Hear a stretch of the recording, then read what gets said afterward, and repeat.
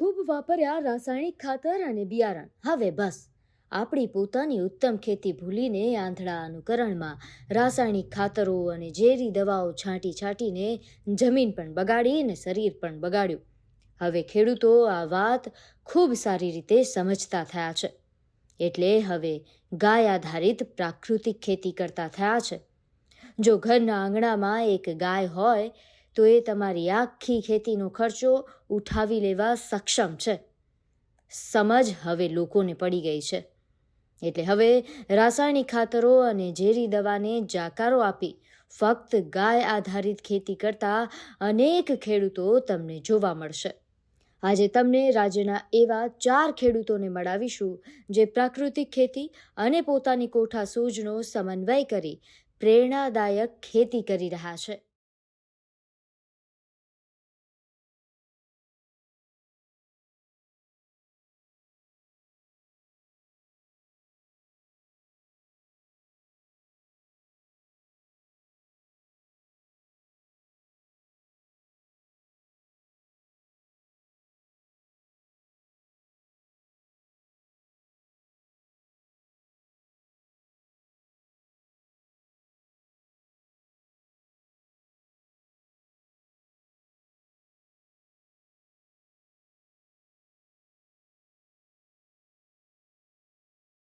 મળવા જેવા છે અને શીખવા જેવા છે આ ખેડૂત પોથીની વિશેષ રજૂઆત છે, જે અંતર્ગત આજે ગુજરાતના 4 ખેડૂતોને આપણે મળીશું. અમરેલી બગસરાના સંજયભાઈ ગજેરા, અમરેલીના જ મોટા ભંડારિયા ગામના ઘનશ્યામભાઈ રખોલિયા અને આદિવાસી જિલ્લા દાહોદમાં સંજેલીના વાસિયા ગામના 82 વર્ષીય નિવૃત્ત શિક્ષક ગમનદાદા અને પાટણ જિલ્લામાં સરસ્વતી તાલુકાના વામૈયા ગામના નાથુજી ઠાકોર. આ 4 ખેડૂતોની રસપ્રદ વાતો અને કેવી રીતે ખેતી કરે છે તે જાણવા જેવું છે. તો ચાલો સૌથી પહેલા વાત કરીએ સંજયભાઈ ગજેરાની. અમરેલી જિલ્લાના બગસરાના ખેડૂતો મોટે પાયે તરબૂચની ખેતી કરે છે. ઉનાળાના ખૂબ ડિમાન્ડમાં રહેતા તરબૂચની ખેતી કરતા સંજયભાઈ ભલે 12 સુધી જ ભણેલા હોય પણ ગણેલા બહુ છે. તેઓએ 30 વીઘામાં તરબૂચની ખેતી કરી છે. સંજયભાઈએ તરબૂચ વેચવા માટે કોઈના પર નિર્ભર રહેવાને બદલે સીધા જ મોટા શહેરો જેવા કે અમરેલી, રાજકોટ, જામનગર, અમદાવાદ, વડોદરા, સુરત સહિતના મહાનગરોમાં આ તરબૂચનું વેચાણ શરૂ કર્યું અને સારી આવક મેળવી. વીઘે 300થી 400 મણ તરબૂચનું ઉત્પાદન સીધા શહેરોમાં વેચાણ કરીને સારી આવક મેળવવાના કારણે અન્ય ખેડૂતો કરતાં સારો નફો મેળવ્યો. તરબૂચનું વાવેતર 30 વીઘામાં કરેલું છે અને અંદાજે 300થી 400 500 મણનું ઉત્પાદન આવે એમ છે અને માર્કેટમાં ભાવ 10 રૂપિયાથી 12 રૂપિયા મળી રહ્યો છે. 1 વીઘે 300થી 400 મણનું ઉત્પાદન આવશે. અમરેલી, જુનાગઢ, ધારી, બગસરા, જેતપુર, જુનાગઢ માર્કેટમાં વેચીએ છીએ. માવજત તો કરવી પડે છે. દેશી ખાતર, માથેથી દવા, ક્રોપ કવર, ગ્રો કવર બધું લગાડીને કરીએ છીએ. હવે મળો એવા જોરદાર ખેડૂતને જે એક IAS IPSના પગાર કરતાં પણ વધારે કમાણી ખેતીમાંથી કરે છે. પોતાની ખેત પેદાશનું મૂલ્યવર્ધન કરી પોતાની આવક ખાસી એવી વધારી દીધી છે. આ ખેડૂત છે અમરેલીના મોટા ભંડારિયા ગામના ઘનશ્યામભાઈ રખોલિયા. પોતાની 100 વીઘા જમીનમાં મિશ્ર ખેતી કરી વર્ષે દહાડે 1.5 કરોડ રૂપિયા તો કમાઈ લેતા અને આ ખેડૂત પાસેથી બધાએ શીખવું જોઈએ. ઘનશ્યામ રખોલિયાએ 100 વીઘામાં મિશ્ર ખેતીનો પાક કર્યો છે, જેમાં 40 વીઘામાં મરચાની ખેતી કરે છે અને 8 વીઘામાં તરબૂચની ખેતી કરે છે. 8 વીઘામાં કાકડીની ખેતી કરે છે અને 8 વીઘામાં ટેટીની ખેતી કરે છે, જેમાં સૌથી વધુ નફાકારક ખેતી મરચાની ગણવામાં આવે છે. મરચાની ખેતી કરી અને પાકનું મૂલ્યવર્ધન કરે છે. મરચાની સુકવણી કરી અને ત્યારબાદ પોતાના વાડીએ જ મેન્યુફેક્ચરિંગ પ્લાન્ટ ઊભો કરીને મરચાની સુકવણી કરીને મરચાનો પાવડર તૈયાર કરી પેકિંગ કરવામાં આવે છે અને ત્યારબાદ સમગ્ર સૌરાષ્ટ્ર સાથે ગુજરાતના મહાનગરોમાં આ મરચાનો પાવડર મોકલે છે. 40 વીઘામાં પાકેલા આ મરચાનો પાવડર વેચીને અંદાજિત 80થી 85 લાખનું ઉત્પાદન મેળવે છે. આ ઉપરાંત ટેટી, કાકડી તેમજ અન્ય શાકભાજીનું ઉત્પાદન અને વેચાણ તો ખરું જ.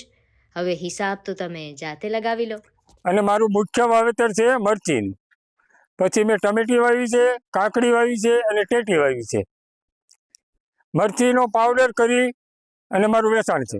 મારે 80-90 લાખનું વેચાણ થાય છે મરચી પાવડરનું. 50 વીઘાનું વાવેતર છે. ટમેટી છે, ટમેટી આ વર્ષે ફેલ થઈ ગયેલી છે. અને કાકડી ટેટી 5-6 લાખનું ઉત્પાદન છે. વેચાણ જુનાગઢ, રાજકોટ, અમરેલી, અમદાવાદ હરેક સિટીમાં મારો પાવડર અને કાકડી ટેટી જાય છે. હવે વાત કરીએ ગમન દાદાની. દાહોદ જિલ્લામાં સંજેલી તાલુકાના છેવાડાના ગામ વાસિયાના 82 વર્ષીય નિવૃત્ત શિક્ષક ગમન દાદાએ પહેલા શિક્ષક તરીકે બાળકોને ભણાવ્યા અને હવે પ્રાકૃતિક ખેતીનું જ્ઞાન આપે છે. એટલે લોકો એમને ગુરુજી તરીકે જ ઓળખે છે. ગમન દાદાનું ફાર્મ એટલે તમે એને જંગલ પણ ગણી શકો અને દવાખાનું પણ ગણી શકો અને પછી એને ઘરનું રસોડું ગણી શકો, કારણ કે અહીં ચંદન, આંબા અને શાકના ઝાડ તૈયાર કર્યા છે. તો ઔષધીય જડીબુટ્ટી જેવી કે સર્પગંધા, અશ્વગંધા, કરિયાતુ, લક્ષ્મણ ફળ, અર્જુન, રામફળ, પાનફૂટી, આ ઉપરાંત શતાવરી, અજમો, સારીવા, કપૂર, બ્રાહ્મી, દહીમન, નગોળ, ખેર સાથે પારિજાત, મધુનાશિક, જાંબુ, તજ, અશોક, લસણવેલ, દોપત્તી, લતા તેમજ ગજપીપર, રુદ્રાક્ષ સહિત લગભગ ગણી ન શકાય એટલી તમને અહીં મળી જશે ઔષધિઓ. તો બીજી તરફ જુવાર, બાજરી, ફણસ, સફેદ રીંગણ, ટમેટા, ટિંડોરી, પરવળ, ગુંદા, ભીંડી અને ગાજર જેવા શાકભાજી સાથે તેઓ ખેતી પાક સાથે ચીકુ અને ડ્રેગન. તો બીજી તરફ જુવાર, બાજરી, ફણસ, સફેદ રીંગણ, ટામેટા, ટિંડોરી, પરવળ, ગુંદા, ભીંડી, ગાજર જેવા શાકભાજી સાથે તેઓ ખેતી પાક અને ઉપરાંત ચીકુ, ડ્રેગન ફ્રૂટ, અશોક, કાળી હળદર, જંગલી આદુ જેવા અનેકોવિધ વનસ્પતિઓ એમના ખેતરમાં જોવા મળે છે. અને સાથે જાપાની મિયાજાકી જાતના મોંઘા અને ઉચ્ચ જાતિના આંબાને પણ એમણે એમના ખેતરમાં જગ્યા આપી છે કે જેની કેરીનો ભાવ 1 કિલોનો 2 લાખ છે. તેમણે તમામ છોડ, પાક, વૃક્ષ અને વનસ્પતિને પાણી મળી રહે તે હેતુથી ખાસ ટપક સિંચાઈ પદ્ધતિ અપનાવી છે, જે સોલાર સિસ્ટમના ઉપયોગ વડે ચાલે છે. લાઇટ કે પાણી ફેરવવા માટે તેમણે સોલાર સિસ્ટમનો ઉપયોગ કર્યો છે. ઉત્તમ ખેતી કરવા બદલ ગમનભાઈને વર્ષ 2009-10માં તેમજ વર્ષ 2013-14માં બેસ્ટ આત્મા ફાર્મર એવોર્ડ પ્રાપ્ત થયા હતા. હું પ્રાકૃતિક ખેતી છેલ્લા 4 વર્ષથી કરું છું.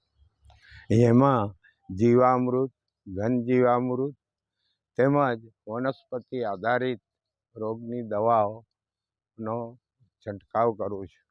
જમીન ધીરે ધીરે બંજર થતી જાય છે, તો તેના માટે આ એક જ અવકાશ છે પ્રાકૃતિક ખેતી તરફ વળવું અને જમીનને જીવંત બનાવવી.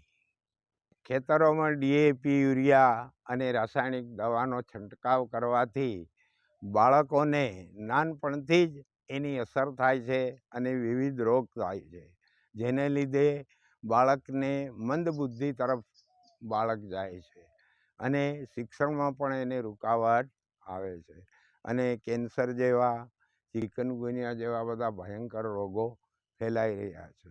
તો માણસે સાવધાન બની રાસાયણિક ખાતર છોડી પ્રાકૃતિક ખેતી તરફ વળવું જોઈએ અને પ્રાકૃતિક ખેતી કરવી જોઈએ, એવી મારી તમામ ખેડૂતોને સલાહ અને સૂચન છે. તો ગમનદાદા બાદ હવે વાત પાટણ જિલ્લાના સરસ્વતી તાલુકાના ખેડૂત નાથુજી ઠાકોરની. નાથુજીએ નિર્ધાર કર્યો છે કે હવે ભલે ગમે તે થઈ જાય, રાસાયણિક ખાતર વાપરીને જમીન અને શરીર નથી બગાડવા દેવા, એટલે અનાજ અને શાકભાજીના પ્રાકૃતિક ખેતી પદ્ધતિ અપનાવી. ફક્ત નાથુજીએ પ્રાકૃતિક ખેતી અપનાવી એટલું જ નહીં, આ ખેડૂતની ખેતી જોઈને અન્ય ખેડૂતો પણ આ માર્ગે વળ્યા. આ ખેડૂત પાસે પોતાની જમીન ખૂબ જ ઓછી છે. તેઓ 1 વીઘા જેટલી જમીનમાં 3 વર્ષથી પ્રાકૃતિક ખેતી કરી રહ્યા છે. તેઓ અનાજ અને કઠોળ પાકોની સાથે ડુંગળી, ગવાર જેવા શાકભાજી પાકોમાં પણ પ્રાકૃતિક કૃષિ પદ્ધતિ અપનાવી છે. રાસાયણિક ખેતી પદ્ધતિનો સદંતર ત્યાગ કરીને પ્રાકૃતિક ખેતી અપનાવવાને પગલે તેમની જમીન પોચી, ભરી અને ફળદ્રુપ બની છે. તેઓ કહે છે કે મને પ્રાકૃતિક ખેતી પ્રત્યે પ્રેમ છે અને આખી જિંદગી હું પ્રાકૃતિક ખેતી જ કરીશ. મારે હવે જમીન નથી બગાડવી. નાથુજીએ 2 દેશી ગાયો રાખી છે, જેના છાણ અને ગૌમૂત્રમાંથી તેઓ ઘન જીવામૃત અને જીવામૃત બનાવે છે અને તેનો ઉપયોગ ખેતી પાકોમાં કરે છે. હાલમાં તેમણે ડુંગળી અને ગવારના પાકોની ખેતી કરી છે. છેલ્લા 2 વર્ષથી તેમણે શાકભાજીની ખેતી તરફ ધ્યાન આપ્યું છે. વચ્ચેના પાડામાં તેમણે ઘઉં અને ગાયો વચ્ચે ઘાસચારો વાવ્યો છે. એટલે મને પહેલાં તો રાસાયણિક સીધા ચાલુ ખેતી કરતો હતો. એમાં મળતું પણ એમ કે જમીન જેમ જેમ દાડે બગડતી જતી હતી. એટલે મને આત્માનો સંપર્ક થવાથી આત્માવાળાને સાહેબોને મને સમજાવ્યું કે આપણે હવે ઝેરમુક્ત ખેતી કરવી છે, તમે બધું હાર્યું કરો. એટલે એમને થ્રુ મને બધા આયામોની નોલેજ મળ્યું હતું હતી. એટલે હું જીવામૃત, ઘન જીવામૃત, 10 પરણી અર્ક આવા બધા આયામો બનાવી અને હું પ્રાકૃતિક ખેતી કરવા મળ્યો. એટલે મને સારામાં સારો એમાં નોલેજ આવ્યું કે ના કરાય તો હારી જ જીવામૃતની જ વાપરીને ખેતી કરાય. જેમ કે ઓમાં ઝેર વગરની ખેતી સારી, એટલે માણસનું સ્વાસ્થ્ય સારું રહે, આવતી પેઢીને આપણે સારો ખોરાક આપી શકીએ, આપણી જમીન ના બગડે. અને મારી જમીન ના બગડે એ માટે કરીને તો હું મારી પણ બીજા લોકોને ભલામણ કરું છું કે હવે રાસાયણિક નહીં વાપરવાનું એટલે નહીં જ વાપરવાનું, અને મારી જમીનમાં તો નહીં જ વાપરું કદી. એ રીતની ખેતી કરવાની મને સારામાં સારો નફો મળે છે. આ 1 વીઘાની અંદર કરું છું, એમાં ઘાસચારો વાવું છું, તે છતાં મને લાખ રૂપિયાથી 1.5 લાખની મને ચોખ્ખી આવક રહેશે. મારો ખર્ચો 0 બજેટ ખેતી કહેવાય રહી ખર્ચો.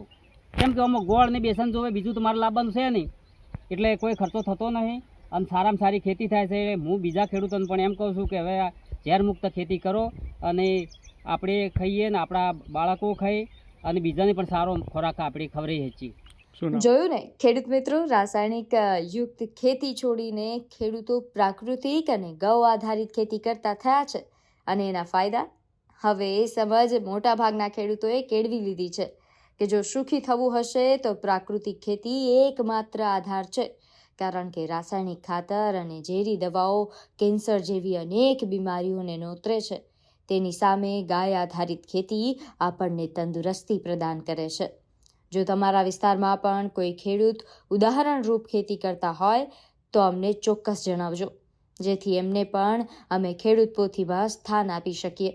સાથે જ તમારા પ્રાકૃતિક ખેતી પ્રત્યેના વિચારો પણ કોમેન્ટ બોક્સમાં શેર કરજો. જય જવાન, જય કિસાન.